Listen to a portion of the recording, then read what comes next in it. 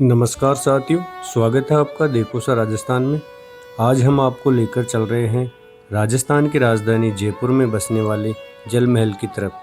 तो आइए जानते हैं जल महल के रोचक तथ्यों और इतिहास के बारे में। राजाओं का रिहायशी महल ही नहीं बल्कि चिल्ल जोन था जयपुर का जल महल। दिलचस्प है इसका इतिहास। इस बेमिसाल इमारत की नींव साल 1699 में रखी गई थी। इसके बाद 18वीं सदी में महाराजा जय सिंह द्वितीय ने इस महल और आसपास की पूरी झील को बेहद खूबसूरती से बनाया।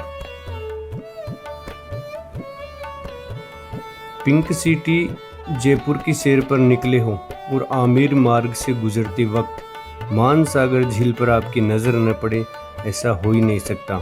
दरअसल इस झील के बीचों बीच लाल बलुआ पत्थर से बनी एक शानदार इमारत दिखाई देती है, जिसे दुनिया जल महल के नाम से जानती है।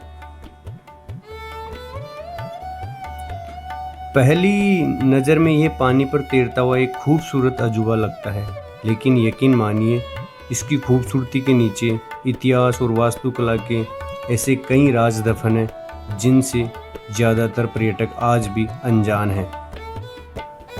रिहाइश नहीं, राजघरानों का चिल्ल जोन था यह महल। ज़्यादातर किले और महल राजाओं के रहने के लिए बनाए गए थे, लेकिन जल महल की कहानी थोड़ी अलग है। इसका निर्माण 1699 में महाराजा सवाई प्रताप सिंह ने करवाया था। बाद में 18वीं सदी में महाराजा जय सिंह द्वितीय ने इसे नया रूप दिया। बता दें, मुगल और राजपूताना वास्तुकला का ये बेहतरीन नमूना कभी भी राजाओं का घर नहीं रहा। इसे तो शाही परिवार की पिकनिक, बतखों के शिकार, गर्मियों की चिलचिलाती धूप से बचने के लिए एक प्लेजर पैलेस के तौर पर डिजाइन किया गया था। पानी के नीचे छिपी है जल महल की 4 मंजिलें।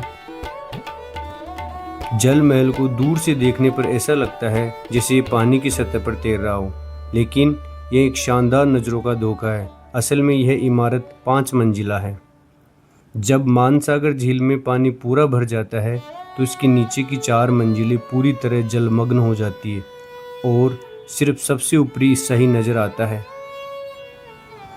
इसे जानबूझकर ऐसा बनाया गया था ताकि पानी की वजह से महल के निचले हिस्से हमेशा ठंडे रहे, भले ही वे इसे पानी में डूबे रहते हैं।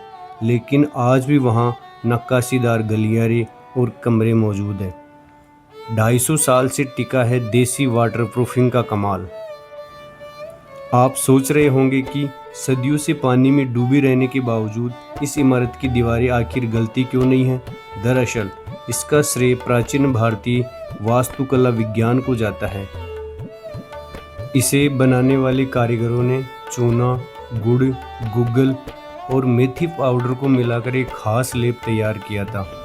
इस प्राकृतिक मिश्रण ने न सिर्फ दीवारों को सीलन से बचाया, बल्कि उन्हें हवादार भी बनाए रखा। यही वजह है कि आज 250 से ज़्यादा साल बीत जाने के बाद भी इसकी जलमग्न मंजिलों में पानी का रिसाव न के बराबर होता है।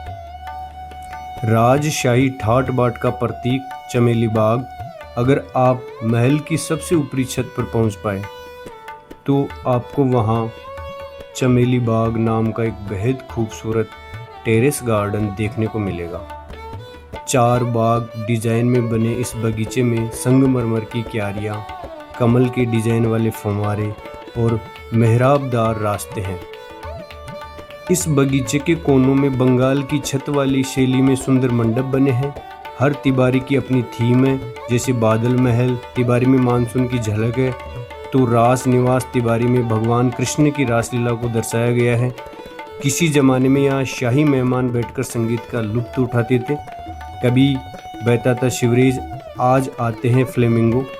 मानसागर झील का इतिहास हमेशा से इतना साफ सुथरा नहीं रहा। एक दौर ऐसा आया जब यह झील शहर के कचरे और औद्योगिक सीवरेज का डंपिंग ग्राउंड बन गई थी। साल 2000 के दशक में पब्लिक प्राइवेट पार्टनरशिप के जरिए इस झील को बचाने की मुहिम शुरू हुई। गंदे पानी को साफ करने के लिए ट्रीटमेंट प्लांट लगे, गहराई बढ़ाने के लिए सफाई की गई, नतीजा ये हुआ कि आज ये जगह एक बेहतरीन बर्ड सेंचुरी बन गई है। अब सर्दियों में यहाँ फ्लेमिंगो, कूट्स, पोचार्ड और केस्ट्रल जैसे प्रवासी पक्षी डेरा डालते हैं। इसके अलावा पास की नर्सरी में 1 लाख से ज़्यादा पेड़ भी लगाए गए हैं। जयपुर टूर का परफेक्ट स्टॉप है जल महल। जल महल जयपुर शहर के केंद्र से महज 4 किलोमीटर की दूरी पर है। यह आमेर फोर्ट, नारगढ़ फोर्ट और कनक वृंदावन गार्डन जाने वाले रास्ते में पड़ता है, इसलिए इसे अपने टूर प्लान में शामिल करना बेहद आसान है। यहाँ घूमने का सबसे अच्छा समय या तो सुबह सवेरे का है जब भीड़ कम होती है, या फिर सूर्यास्त का। डूबते सूरज की सुनहरी रोशनी जब लाल बलुआ पत्थर और पानी पर पड़ती है तो नज़ारा एकदम करिश्माई हो जाता है। तो आप कब आ रहे हैं जयपुर का जल महल देखने? जय राजस्थान।